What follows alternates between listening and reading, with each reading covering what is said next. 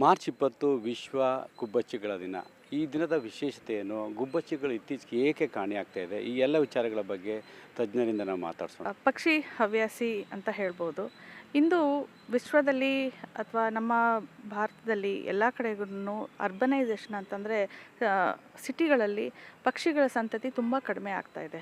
ಹಾಗಾಗಿ ಪಕ್ಷಿಗಳನ್ನ ಉಳಿಸ್ಬೇಕು, ಈ ಗುಬ್ಬಚ್ಚಿಗಳನ್ನ ಉಳಿಸ್ಬೇಕು ಅನ್ನೋ ಒಂದು ದೃಷ್ಟಿಯಿಂದ ಒಂದು ವಿಶ್ವ ಗುಬ್ಬಿ ದಿನಾಚರಣೆ ಅಂತ ಆಚರಿಸಲಾಗ್ತಾ ಇದೆ. ಇದು 2010ರಲ್ಲಿ ಮೊಹಮ್ಮದ್ ದಿಲಾವರ್ ಅನ್ನೋರು ನೇಚರ್ ಫಾರ್ ಎವರ್ ಸೈನ್ಸ್ ಅನ್ನೋ ಒಂದು ಸೊಸೈಟಿಯೊಂದು ಮುಖಾಂತರ ಅದನ್ನು ಶುರು ಮಾಡಿದ್ರು. ಅದರ ಮುಖ್ಯ ಉದ್ದೇಶ ಇರೋದು ಒಂದು ಸಿಟಿ ವ್ಯವಸ್ಥೆಯಲ್ಲಿ ನಮ್ಮ ಗುಬ್ಬಚ್ಚಿಗಳನ್ನ ಉಳಿಸ್ಬೇಕು ಅನ್ನೋದು ಒಂದು ಮುಖ್ಯ ಉದ್ದೇಶ. ಗುಬ್ಬಚ್ಚಿಗಳು ಅಂತಂದರೆ ಚಿಕ್ಕ ಪುಟ್ಟ ಸುಂದರವಾದಂತಹ ಕಾಳು ತಿನ್ನುವಂತಹ ಪಕ್ಷಿಗಳು.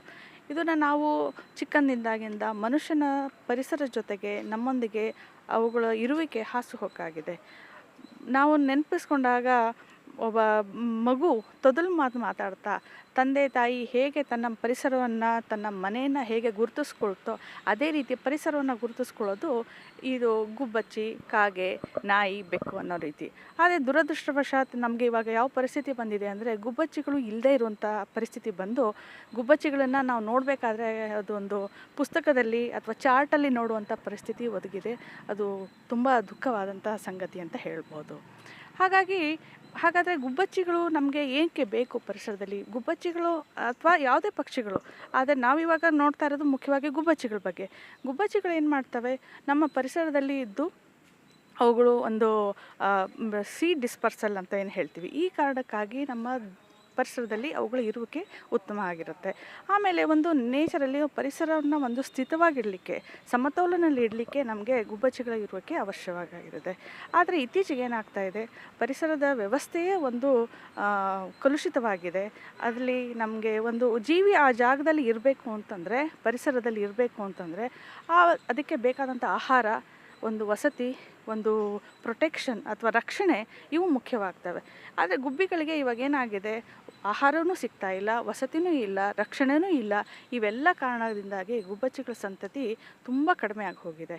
ನಾವು ಅವುಗಳನ್ನ ಹುಡುಕಬೇಕಾದಂತಹ ಪರಿಸ್ಥಿತಿ, ಅವುಗಳನ್ನ ಉಳಿಸಬೇಕಾದಂಥ ಪರಿಸ್ಥಿತಿ ತುಂಬ ಎದ್ದು ಕಾಣ್ತಾ ಇದೆ. ಮುಂಚೆ ಏನಾಗ್ತಾಯಿತ್ತು, ಕಾಳು ತಿನ್ನುವಂತಹ ಗುಬ್ಬಚ್ಚಿಗಳಿಗೆ ನಮ್ಮ ಕಿರಾಣಿ ಅಂಗಡಿಗಳಿರ್ತಾಯಿತ್ತು ಅಥವಾ ಮನೆ ಅಂಗಳ ಇರ್ತಾಯಿತ್ತು. ಅಲ್ಲಿ ನಾವು ತಿಂದ ಆಹಾರನ ಹೊರಗಡೆ ಎಸಿತಾ ಇದ್ವಿ, ಅವುಗಳನ್ನ ತಿನ್ನಲಿಕ್ಕೆ ಅಂತ ಬರ್ತಾಯಿತ್ತು. ಇವಾಗ ಆ ಪರಿಸರ ವ್ಯವಸ್ಥೆನೇ ಇಲ್ದಂಗೆ ಆಗಿದೆ. ಕಿರಾಣಿ ಅಂಗಡಿಗಳ ಬದಲಾಗಿ ಸೂಪರ್ ಮಾರ್ಕೆಟ್ಗಳಿದ್ದಾವೆ. ಪ್ಲಾಸ್ಟಿಕ್ ಕವರ್ನಲ್ಲಿ ನಾವು ಕಾಳುಗಳನ್ನ ಕೊಡ್ತೀವಿ, ವೇಸ್ಟೇಜ್ ಇಲ್ಲ. ಆ ರೀತಿ ಆದಾಗ ಅವುಗಳಿಗೆ ಆಹಾರ ಸಿಗ್ತಾ ಇಲ್ಲ. ಆಮೇಲೆ ಇನ್ನೊಂದು ಅಂತಂದರೆ, ನಮಗೆ ಇವಾಗ ಪಕ್ಷಿಗಳಿಗೆ ಬೇಕಾದಂತಹ ಒಂದು ಗಿಡಗಳಲ್ಲಿ ಸಿಗುವಂತಹ ಕ್ರಿಮಿಕೀಟಗಳು. ಪಕ್ಷಿಗಳು ಇರೋದೇ ಒಂದು ಸಮತೋಲನ, ಹೇಗೆ ಕ್ರಿಮಿಕೀಟಗಳನ್ನ ತಿಂದುಬಿಟ್ಟು ಅವು ಬದುಕ್ತವೆ.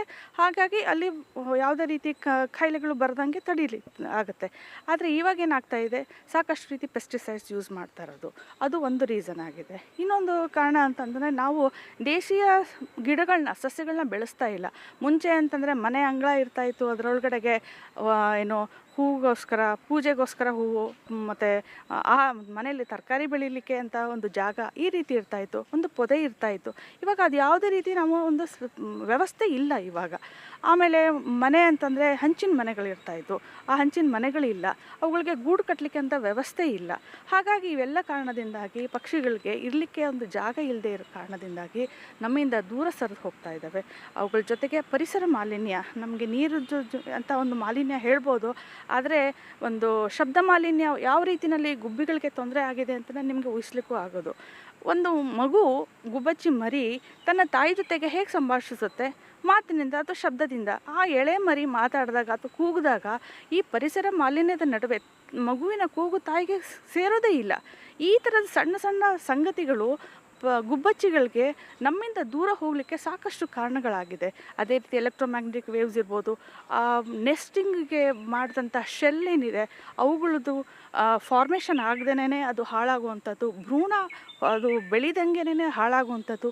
ಇವೆಲ್ಲ ಕಾರಣಗಳು ನಮಗೆ ಗುಬ್ಬಚ್ಚಿಗಳನ್ನ ಉಳಿಸ್ಬೇಕಾದಂಥ ಸಂಗತಿಗಳು ನಮಗೆ ಎದ್ದು ಕಾಣ್ತಾ ಇದೆ. ಹಾಗಾಗಿ ಇತ್ತೀಚಿನ ದಿನಗಳಲ್ಲಿ ಗುಬ್ಬಚ್ಚಿ ಉಳಿಸೋದಕ್ಕೋಸ್ಕರ ಏನು ಒಂದು ನೆಸ್ಟಿಂಗ್ ಬಾಕ್ಸನ್ನ ಸುಮಾರು ಜನ ಸಂಘ ಸಂಸ್ಥೆಗಳು ಮಾಡ್ತಾ ಇದ್ದಾರೆ.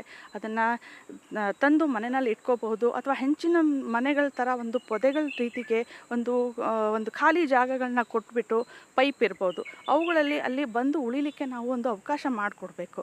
ನಾವು ಬದುಕೋದಷ್ಟೇ ಅಲ್ಲ, ನಮ್ಮ ಜೊತೆಗೆ ಪರಿಸರ ವ್ಯವಸ್ಥೆನೂ ಉಳಿಸೋದು ಎಲ್ಲರೂ ಮಾಡಬೇಕಾದಂಥ, ಇದು ಒಬ್ಬರಿಂದ ಆಗುವಂಥದ್ದಲ್ಲ. ಪ್ರತಿಯೊಬ್ಬರೂ ಒಂದು ಮನೆಯಲ್ಲಿ ಒಂದು ನೀರಿನ ಒಂದು ಪಾತ್ರೆ ಇಟ್ಟು ಅವುಗಳಿಗೆ ನೀರು, ಕಾಳು, ಒಂದು ಹಿಡಿ ಅನ್ನ, ಈ ಥರದ್ದು ಒಂದು ವ್ಯವಸ್ಥೆಯನ್ನು ನಾವು ಕರುಣಿಸಿದ್ರೆ ನಮ್ಮ ಪರಿಸರವನ್ನು ಸ್ವಚ್ಛವಾಗಿ ಇಟ್ಕೊಳ್ಳಿಕ್ಕೂ ಆಗುತ್ತೆ, ಸುಂದರವಾಗಿ ಇಟ್ಕೊಳ್ಳಿಕ್ಕೂ ಆಗುತ್ತೆ. ಪಕ್ಷಿಗಳಿರುವಿಕೆ ನಮ್ಮೆಲ್ಲರ ಜೀವನದಲ್ಲಿ ಒಂದು ನೆಮ್ಮದಿ, ಶಾಂತಿ, ಸಂತೋಷವನ್ನು ಕೊಡುತ್ತೆ. ಬೆಳಿಗ್ಗೆ ಎದ್ದಾಗ ನಮಗೆ ಪಕ್ಷಿಗಳ ಚಿಲಿಪಿಲಿ ಕೇಳಿದಾಗ ಮನಸ್ಸಿಗೆ ನಮ್ಮ ಎಲ್ಲ ದುಃಖ ದುಮ್ಮಾನಗಳೆಲ್ಲನೂ ಮರೆತು ಒಂದು ಗಳಿಗೆ ನಾವು ಪ್ರಕೃತಿಯಲ್ಲಿ ಲೀನವಾಗಿ ಸಂತೋಷದಿಂದ ಇರುವಾಗೆ, ಮತ್ತು ಹೊಸ ಜೀವನವನ್ನು ಶುರು ಆಗೋದಕ್ಕೆ ಮತ್ತು ಹೊಸ ದಿನವನ್ನು ಶುರು ಮಾಡೋದಕ್ಕೆ ತುಂಬ ಸಹಾಯ ಮಾಡುತ್ತೆ. ಹಾಗಾಗಿ ಪಕ್ಷಿಗಳನ್ನ ನಾವು ಉಳಿಸೋಣ, ಪರಿಸರವನ್ನು ಉಳಿಸೋಣ. ಅದೇ ರೀತಿ ಗುಬ್ಬಚ್ಚಿಗಳ ದಿನದಿಂದ ಇವತ್ತಿನ ಕೇಳ್ಕೊಳ್ಳೋದಿಷ್ಟೇ, ಎಲ್ಲರೂ ಗುಬ್ಬಚ್ಚಿಗೋಸ್ಕರ ಒಂದು ಸ್ವಲ್ಪ ನೀರು, ಒಂದು ಸ್ವಲ್ಪ ಕಾಳು ಇಟ್ಬಿಟ್ಟು ಅವುಗಳನ್ನ ನಮ್ಮತ್ತಿಗೆ ಮತ್ತೆ ಬರಮಾಡ್ಕೊಳ್ಳೋಣ ಅಂತ ನಾನು ಕೇಳ್ಕೊತೀನಿ. Thank you.